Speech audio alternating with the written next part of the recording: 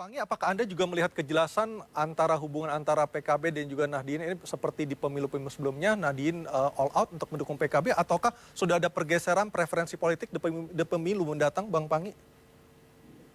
Ya, saya pikir partai EDI paling besar itu termasuk PKB ya, karena mereka merasa dekat secara psikologi dan secara ideologi dengan NU dengan PKB-nya. Jadi menurut saya sebuah hal yang sulit kemudian dipaksakan walaupun hari ini NU kembali ke kitoh gerakan organisasi sosial kemasyarakatan, tidak boleh ditarik-tarik ke gelanggang politik praktis, dijadikan sebagai komoditas politik, apa yang disampaikan sikap oleh Ketua PBNU misalnya, tetapi seolah ingin mengatakan seperti eranya dulu ya, eranya siapa namanya Cak Nur ya, Islam partai Islam yes, partai Islam no, seperti seolah-olah NU yes, PKB no, seolah-olah gitu. Tapi menurut saya nggak bisa dinafikan berdiri pada tanggal 23 Juli 1998 itu atas semangat dari para kiai atau istilahnya itu adalah pemuka-pemuka NU untuk punya partai politik. Dan DNA PKB, DNA NU itu adalah DNA partai politik karena memang mereka sejak tahun 1955 sudah menyatakan diri sebagai partai politik. Jadi kalau kemudian NU tidak ditarik ke gelanggang politik, memang menurut saya memang agak complicated juga karena memang DNA-nya NU itu DNA politik gitu. Itu yang kemudian menurut saya mau lepas dari PKB juga akan kesulitan, menurut saya juga tidak akan bisa dilaksanakan hal-hal seperti itu. Jadi itulah yang kemudian walaupun kalau keinginan kembali pada tahun 1926 NU menjadi organisasi sosial kemasyarakatan, tidak menjadi partai politik. Kalau Hito itu dikembalikan bisa saja, tetapi menurut saya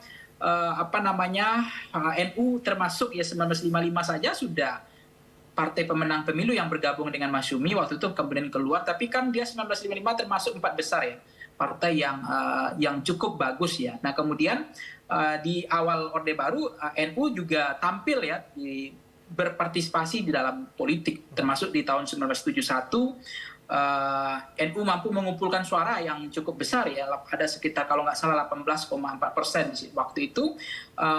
Itu cukup besar ya, bagaimana NU kemudian walaupun NU kemudian menarik diri ke P3 karena memang pusi partai Islam waktu itu kan semuanya apakah Masyumi, NU ditarik semuanya ke P3. Nah, tapi itu ada kontribusi suaranya NU itu 18,4% terhadap P3.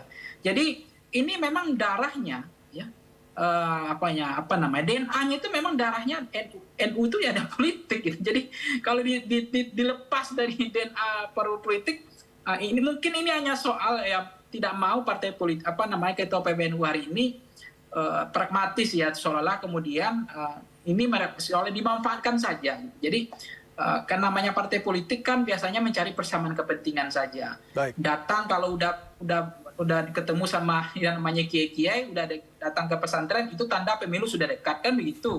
Nah tapi sebelum itu mereka nggak datang, itu saja yang menjadi persoalan bagi NU, agak trauma gitu. Baik, kalau Anda melihat digunakan sebagai pengumpul suara atau mesin pengumpul suara saja, setelah itu tidak lebih gitu. Baik, oke. Bang Pangi, kalau kita melihat PKB dan juga Golkar adalah dua partai yang menjadi pengusung ataupun pendukung pemerintah. Bagaimana Anda melihat korelasi antara sikap positif ataupun pembicaraan positif keberhasilan pemerintah dengan elektabilitas dari kedua partai ini di pemilu mendatang? Seberapa besar pengaruhnya? Ya, dari hasil survei kita PKB hari ini cukup menjanjikan, bahkan termasuk partai Islam yang cukup potensial ya dibanding partai-partai Islam yang lain.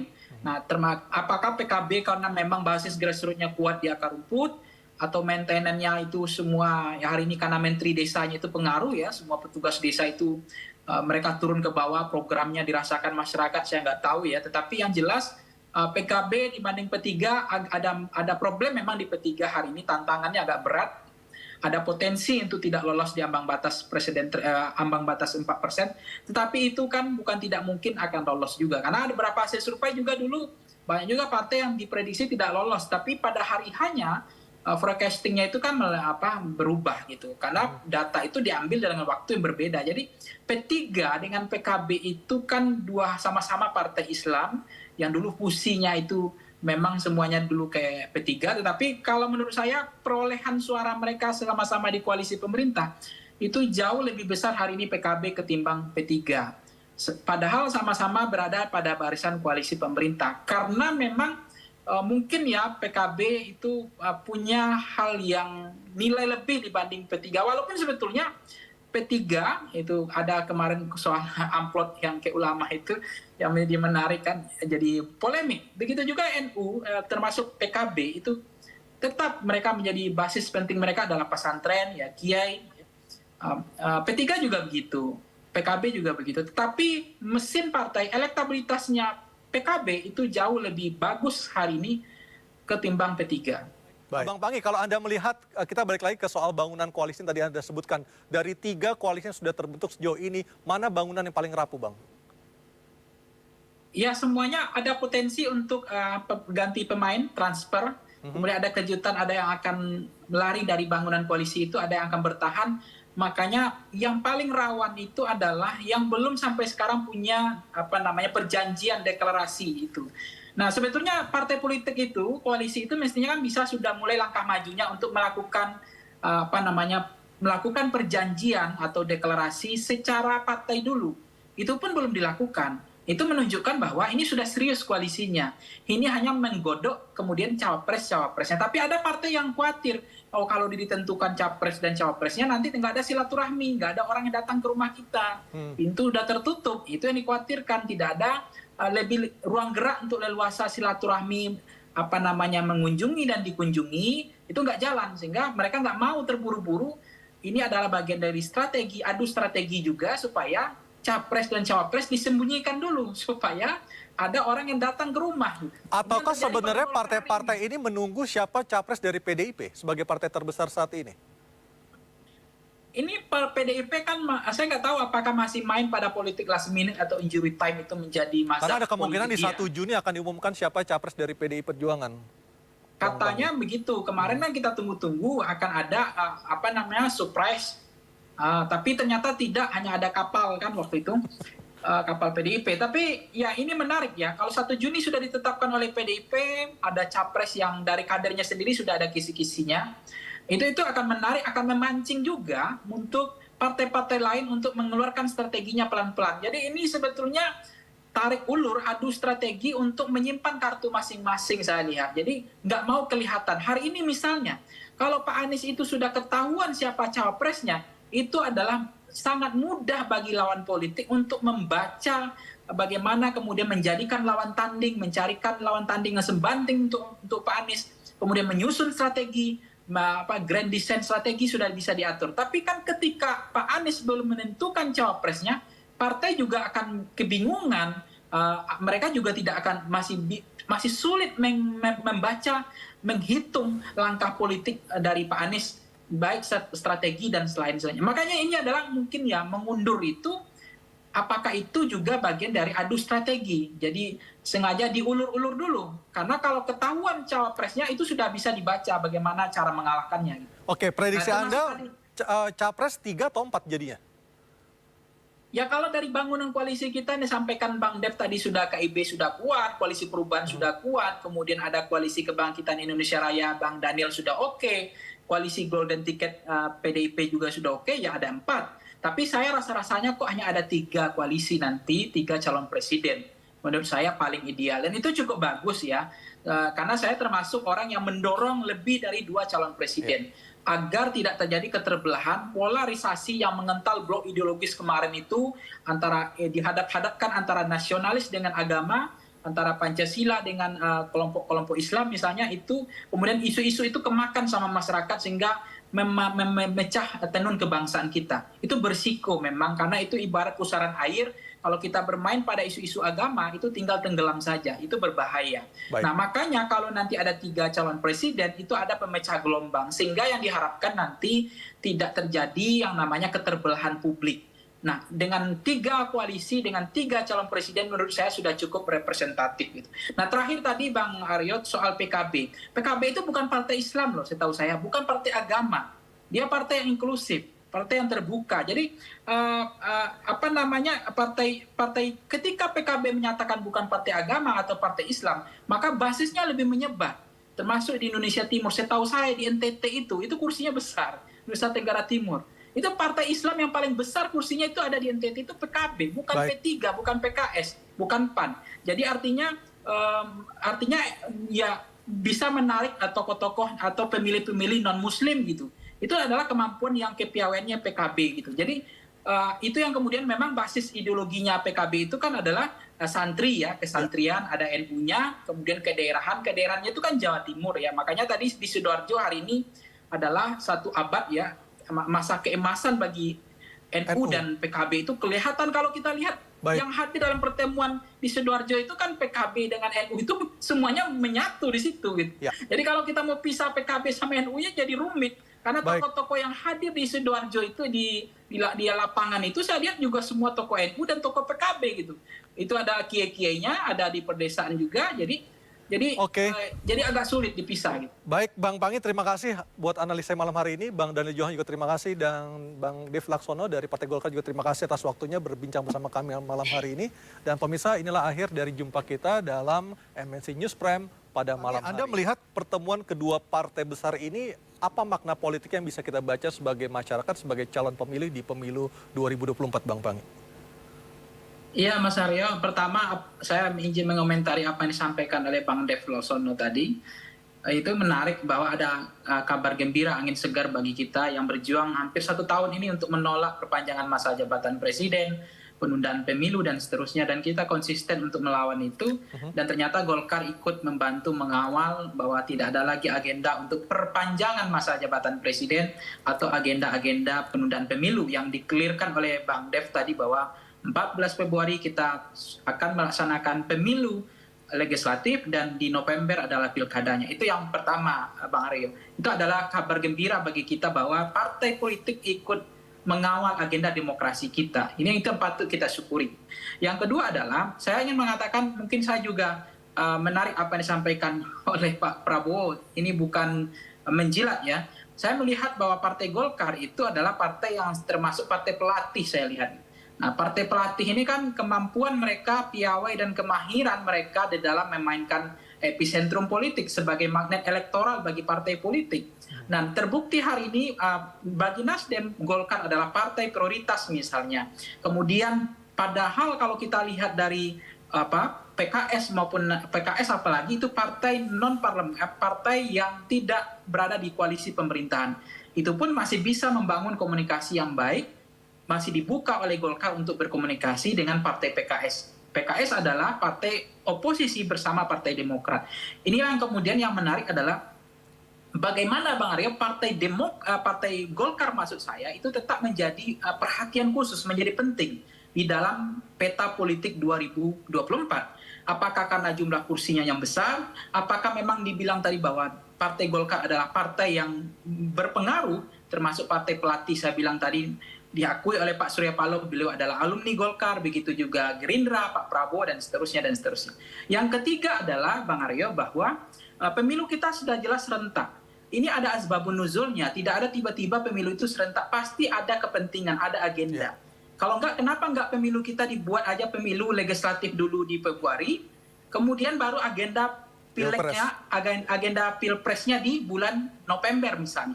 Tapi ini kenapa diserentakkan?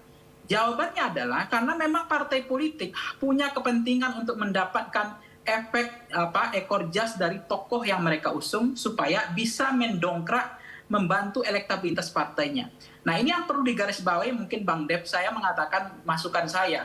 Inilah waktu momentum emas, momentum penting bagi Partai Golkar untuk mengajukan kadernya sendiri, apakah itu capres maupun cawapres. Karena memang Bang Dev, mohon maaf, Partai Golkar ini nggak punya beban. Selalu partai yang saya bilang selain partai pelatih tadi, partai yang menang banyak, nggak pernah kalah. Artinya apa? Kalah pun jagoan presidennya, itu pun masih dapat 3 menteri. Masih dipertimbangkan untuk diakomodir di tengah jalan, kemudian diambil Golkar di tengah jalan untuk menjadi gabungan koalisi pemerintah. Karena memang Golkar nggak punya pengalaman katanya menjadi partai oposisi. Nah, oleh karena itu, Bang Aryo, apa yang menjadi beban bagi Partai Golkar untuk tidak mengusung kadernya? Artinya, kita mengetahui data Voxpol misalnya, bulan 2019 kemarin, jumlah suara yang dikumpulkan oleh Pak Jokowi secara pribadi dengan jumlah suara gabungan partai koalisi itu lebih besar memang suara Pak Jokowi. Itu artinya apa? Walaupun tidak terlalu signifikan, tetapi ada arti bahwa figur ketokohan itu ikut membantu elektabilitas partai. Dan saya memahami itu juga kemudian mungkin ya, partai politik yang kemudian berupaya, Bang Aryo, untuk together mencari tokoh-tokoh populis, tokoh-tokoh yang bisa kemudian itu membantu partainya. Nah, sekarang kan misalnya ada Pak Ridwan Kamil. Saya nggak tahu nanti ujungnya apakah Pak Ridwan Kamil maju. Yang jelas tadi keputusan Golkar adalah Pak Erlangga. Ya. Nah, kalau kemudian nanti ada keterikatan yang kuat, Golkar adalah Ridwan Kamil adalah Golkar, atau Pak Erlangga adalah Golkar adalah Pak Golkar adalah Pak Erlangga, maka orang kan di bilik suara, di kotak suara yang sama, orang akan cenderung memilih dua hal. Apakah akan memilih nama seseorang, kandidasi, figur, atau dia akan memilih logo partainya. Di dalam kondisi yang seperti itu, biasanya kecenderungan orang akan memilih nama, kandidasi, nominasi calonnya. Karena merasa lebih dekat ya? Iya, Bang Aryo. Karena merasa lebih dekat dengan calon yang akan mereka pilih ya kalau soal Betul, nama persis, itu. Ya. lebih dekat. Nah, tetapi ketika mereka dekat, pasti mereka nanya, partainya Pak Ridwan Kamil apa? Ya. Mereka akan cenderung memilih Golkar. Begitu juga Pak Prabowo, pasti akan maju sebagai calon presiden.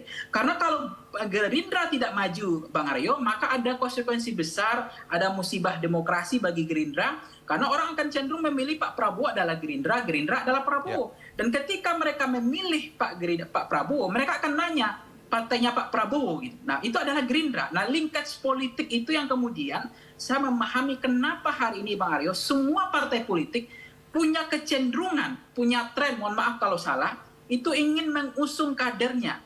Apakah itu kader yang betul-betul meritokrasi dari bawah, atau kader yang kemudian diakuisisi, di take over, itu nggak masalah juga. Itu kan menunjukkan partai inklusif. Baik. Karena mungkin seperti Nasdem, seperti Golkar bilang, bahwa ya kami mengajukan tokoh bangsa, tokoh negarawan. Kami tidak hanya persoalan kader atau persoalan yang lain, tetapi yang bisa kemudian menang, yang kemudian bisa diterima oleh publik, sehingga itu yang kami ajukan. Nah, artinya semua partai politik punya agenda, punya kepentingan untuk mengusung kandidatnya sebagai capres dan cawapres. Nah, itu yang kemudian hari ini kalau dari peta koalisi sudah jelas ada 4 poros, embrionya sudah mulai membentuk lebih jelas. Ada KIB, Koalisi Indonesia Bersatu, dipimpin oleh Golkar, P3 dan PAN. Itu sudah jelas 20% ambang batas presiden sudah terpenuhi. Begitu juga ada Koalisi Kebangkitan Indonesia Raya. Itu clear, terpenuhi hari ini. Tinggal soal cawapresnya Pak Prabowo siapa. Begitu juga di Koalisi Perubahan, sudah golden ticket, sudah di tangan. PKS, Demokrat, dan Nasdem. Dan terakhir adalah PDIP. Dan PDIP pada akhirnya saya juga meyakini PDIP tetap akan berkoalisi. Tidak mungkin sendiri. Tinggal PDIP akan memutuskan apakah memilih Ganjar karena faktor elektabilitas, atau ada pertimbangan-pertimbangan ideologi, atau pertimbangan programatik, atau kepentingan yang lain. Saya nggak tahu juga. Kira-kira begitu, Bang Aryo. Kita mencalonkan selain Pak Erlangga Hartarto. Oke, saya ke Bang Panggi. Bang Panggi, tadi statement terakhir dari Mas Dev tidak mungkin mencalonkan calon lain selain Pak Erlangga Hartarto sebagai capres Partai Golkar. Komentar Anda? Iya, kalau saya mungkin memang partai politik punya kepentingan, punya agenda, dan itu saya sangat mendukung. Harus memang kader tersendiri yang maju, itu baik. Soal kalah menang itu kan soal lain. Tetapi memang bagaimana ketua umum itu maju, itu sebetulnya adalah penting. Itu menunjukkan betapa pentingnya partai menghargai kader sendiri. Gitu. Tapi kita nggak tahu ya, kalau misalnya pertimbangan besok untuk memenangkan bandwagon effect itu adalah pertimbangan elektabilitas, bukan tidak mungkin koalisi itu dibangun, kemudian mereka berkoalisi dengan Golkar, tapi minta salah satu calonnya bukan Pak Erlangga. Misal saja hari ini yang mulai bergabung Pak Ridwan Kamil misalnya. Itu bisa saja terjadi. Dan saya berpikir begini, kok tiba-tiba Pak Ridwan Kamil bisa masuk ke Golkar, walaupun Partai Golkar adalah partai yang inklusif, ya, menerima lebih terbuka, apakah itu tidak akan memunculkan matahari kembar misalnya, atau kemudian memunculkan spekulasi bahwa Pak Erlangga seperti nggak terlalu percaya diri untuk maju. Apakah ada kemungkinan nanti Golkar akan diwakili oleh Pak Ridwan Kamil sebagai capres atau cawapres? Tapi itu kan spekulasi masyarakat awam. Bisa saja persepsi masyarakat awam seperti saya bisa salah membaca itu, bahwa clear bahwa Pak Erlangga akan, tetapi di dalam politik ini masih saling sandra. Politik ini masih sangat dinamis, termasuk akan ada 2 kejutan pada kondisi kandidasi capres cawapres. Di masing-masing partai akan ada kejutan. Bahkan kejutan yang luar biasa itu bisa saja Mas Ganjar nanti tidak sukses untuk menjadi calon presiden. Begitu juga Pak Anies misalnya. Di tengah jalan tiga partai ini sudah bersepakat, kemudian tiba-tiba ada yang keluar satu karena bangunan koalisi atau lem perekat koalisinya hanya transaksional pragmatis, tidak berbasiskan programatik atau platform ideologi atau belum ada proposal kebangsaan atau grand strateginya atau blueprint atau arah bangsanya. Jadi gampang sekali kemudian koalisi kita ini retak, kemudian ada yang kabur, ada yang lari dari koalisi. Nah, kalau tiga partai pengusung Pak Anies satu saja keluar dari barisan koalisi di injury time, di last minute, game changer. Artinya ada kemungkinan yang melepaskan, maka Anies lepas. Anies ada peluang tidak menjadi calon presiden juga, sama dengan Ganjar. Itu kejutan. Tapi apakah mungkin seperti itu? Karena partai masih pertimbangkan berkoalisi dengan basis elektabilitas. Elektabilitas tertinggi hari ini adalah Pak Prabowo, Mas Ganjar, dan Pak Anies. Kemudian berkoalisi berbasis misalnya ideologi. Platform ideologi itu masih memungkinkan terjadi. Kita membuktikan bahwa mengentalnya blok ideologis, rentang jarak blok ideologis antara PKS dengan PDIP. Kemudian saya tidak tahu dengan Demokrat apakah itu ideologi atau tidak, tetapi agak menyulitkan kemungkinan mereka akan membangun koalisi. Itu salah satu model bahwa koalisi ini agak kesulitan untuk mencari chemistry, kemudian penjajakan, penyamaan persepsi agak tertutup. Nah, tetapi bagi Partai Golkar adalah partai yang bisa itu kemanapun berkoalisi dengan siapapun itu memungkinkan. Itu yang kemudian dibilang oleh Pak Erlangga, ya bisa saja apa yang disampaikan oleh Pak Surya Paloh, KIB akan bergabung dengan koalisi perubahan atau koalisi perubahan akan bergabung ke KIB. Nah, potensi itu ada. Sepanjang yang saya lihat, ini adalah tahap penjajakan, penyamaan persepsi, membuka ruang gerak, membangun silaturahmi politik di dalam konteks bagaimana kemudian mereka punya proposal kebangsaan. Jadi menurut saya, jangan sampai koalisi kita ini hanya melulu bicara soal kandidasi, soal capres. Karena itu rawan sekali. Ini yang kemudian saya katakan koalisi berbasis transaksional pragmatis seperti ini, mestinya cari model lain yang membangun lem perekat koalisi itu kita makin kuat. Jadi tidak hanya berbasis kepada figur, ketokohan, dan kandidat. Ini menjadi penting untuk bangunan koalisi kita supaya koalisi kita itu tidak terkesan pragmatis dan transaksional. Itu menjadi penting, Bang Aryo.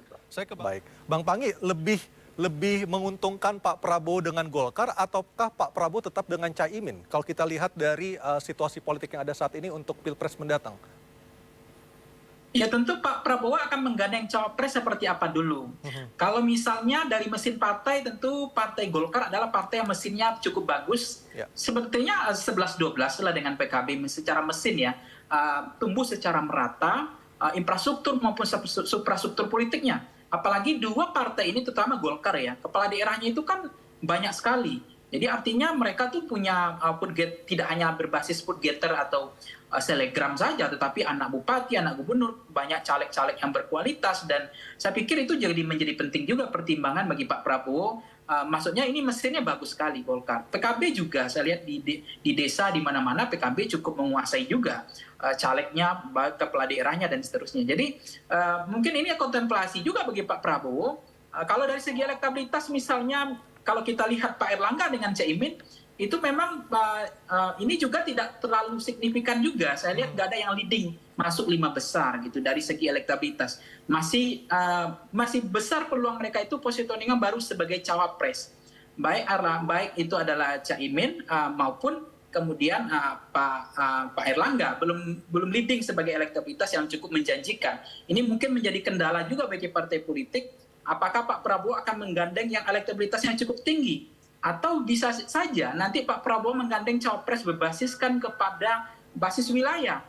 Caimin apakah kuat nanti di Jawa Timur, itu menjadi penting bagi Pak Prabowo untuk mengunci kemenangan di Jawa Timur, atau paling tidak mengimbangi atau membuat lapangan di sana cukup datar. Nah itulah yang kemudian Caimin mungkin penting bagi Pak Prabowo di Jawa Timur atau di Jawa Tengah. Begitu juga Pak Erlangga mungkin di basis-basis Golkar seperti di Sumatera atau di Sulawesi atau di Kalimantan, sehingga menjadi pertimbangan juga Pak Prabowo menggandeng namanya Pak Erlangga Hartarto.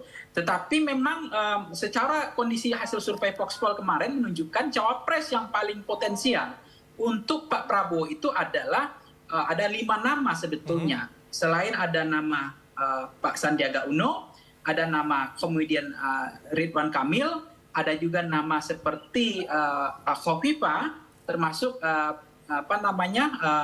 dan Erick Thohir gitu. Tetapi elektabilitasnya Pak Erlangga masih ada menyimpan masalah. Bagaimana kemudian itu menjadi penting bagi partai untuk memastikan apakah memang positioning beliau ini cukup sebagai capres atau cawapres. Hasil survei Voxpop menunjukkan memang Pak Erlangga positioningnya baru sebagai cawapres yang cukup potensial juga, cukup menjanjikan juga, termasuk Caimin baru positioningnya sebagai cawapres bukan sebagai capres dari segi elektabilitas. Itu tergantung kebutuhan karena cawapres ini ada 5 faktor. Orang bisa menggandeng cawapres karena pertimbangan adalah elektabilitas, bisa juga membawa partai, mesin partai, kemudian membawa logistik, ada juga membawa kemudian polarisasi seperti munculnya Ki Haji Ma'ruf Amin adalah blok ideologi yang mengental, kemudian mereka butuh nasionalis dengan religius walaupun sama-sama Islam, tetapi blok ideologi itu kadang-kadang membutuhkan ini nasionalis, ini Islam.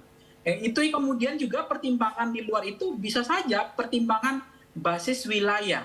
Wilayah menjadi penting untuk menentukan. Misalnya begini, baik itu Pak Prabowo akan menggandeng siapa berdasarkan basis wilayah yang saya jelaskan tadi, mana yang menguntungkan secara elektoral yang bisa menambah elektabilitas Pak Prabowo. Tentu yang irisan pemilihnya berbeda dengan Pak Prabowo. Tidak boleh irisannya sama untuk menambah lumbung elektoral atau bagaimana kemudian bisa menjadi menaikkan elektabilitas Pak Prabowo. Seberapa besar basis ideologi ini akan terjadi di pemilu 2024 lagi? Kalau kita bandingkan dengan pemilu di tahun 2019, Bang Panggi. Ya, kemarin kenapa betul-betul begitu keterbelahan, polarisasi yang begitu kental ya. Mengentalnya blok ideologis itu kemudian kebutuhan Pak Jokowi tidak menggandeng cawapres berbasis elektabilitas, bahkan tidak menggandeng cawapres berbasiskan kepada logistik, bahkan tidak menggandeng cawapres dari kader partai. Kita tahu bahwa Ki Haji Ma'ruf Amin lepas dari semua kepentingan itu, agenda itu. Dan akhirnya ini sama dengan ketika lapangannya besok beda. Kalau kemarin ada incumbent, besok nggak ada incumbent, maka memang ketika besok nggak ada incumbent, ini lapangan betul-betul datar, maka sebetulnya bisa saja semuanya kepake. Gitu. Mana yang paling banyak plusnya untuk menjadi cawapres. Karena begini, cawapres besok itu menjadi kunci kemenangan. Artinya salah menggandeng cawapres justru itu akan memblunder atau bunuh diri bagi Pak Prabowo. Terutama Anies Baswedan dan Mas Ganjar. Misalnya Pak Ganjar hari ini butuh cawapres yang kuat di Jawa Barat misalnya. Karena di Jawa Tengah beliau sudah kuat. Di Jawa Timur juga cukup kuat. Maka dia bisa saja menggandeng Ridwan Kamil sebagai cawapres di Jawa Barat. Nah, yang kuat di Jawa Barat siapa lagi? Mungkin selain itu Aher misalnya, bisa saja. Nah, kalau kemudian Pak Anies, beliau kuat di Jakarta, DKI, Banten, Sumatera, kemudian Jawa Barat sedikit 30%. Tetapi kemudian apakah kemudian menjadikan Jawa Timur sebagai battleground, wilayah pertempuran penetrasi, wilayah zonasi, wilayah pertempuran primer, sehingga kebutuhannya Pak Anies adalah bagaimana mengimbangi atau menjadi kunci kemenangan ada di Jawa Timur. Baik, Jawa Timur jadi menjadi kunci seperti halnya di 2019 ketika Pak Prabowo dan Sandi kalah di Jawa Timur ya. Akhirnya justru Pak Jokowi yang bersama Kiai Ma'ruf Amin yang memenangkan Pilpres di 2019, Bang Panggi ya. Persis memang ketika memang Pak Prabowo sudah mencoba memaksimalkan di Jawa Timur, bahkan ada posko di sana juga di Jawa Tengah ya, posko relawan maksud saya, itu tidak berpengaruh terhadap elektabilitas, itu akhirnya menjadi sia-sia. Itu yang saya sebut tiket yang tidak terlalu efektif, strategi dengan hasil nggak terlalu maksimal. Mungkin itu juga yang akan dimaksimalkan oleh Pak Prabowo. Apakah akan memaksimalkan wilayah yang sebetulnya sudah nggak mungkin diganggu lagi? Artinya ambil wilayah yang penting di luar itu gitu. Baik. Misalnya Pak Anies tadi akan mengambil wilayah fokus ke Jawa Timurnya. Nah itu ada Khofifah misalnya dari NU, muslimatnya, perempuan, kepala daerah. Kemudian ada di situ juga Yeni Wahid yang kuat secara basis di Jawa Timur, termasuk ada Gus Ipul ya, Sekjen PBNU, termasuk pernah jadi wakil kepala daerah juga, gubernur sana. Jadi ini akan menjadi penting ya, kalau salah kalkulasi, salah menghitung secara matematika politik, terlalu gegabah atau sembrono, tidak hati-hati menggandeng cawapres, disitulah sebetulnya langkah mati bagi calon presiden kita ini. Baik dari Pak Anies, mau Ganjar, termasuk Pak Prabowo, karena elektabilitas mereka masih di rentang range margin of error, masih sangat kompetitif, masih sangat dinamis, tidak seperti Pak Jokowi yang leading waktu itu, sehingga cawapresnya tidak terlalu menjadi pertimbangan penting, termasuk Pak SBY pada periode kedua. Baik, kita akan lanjutkan lagi nanti usai pariwara.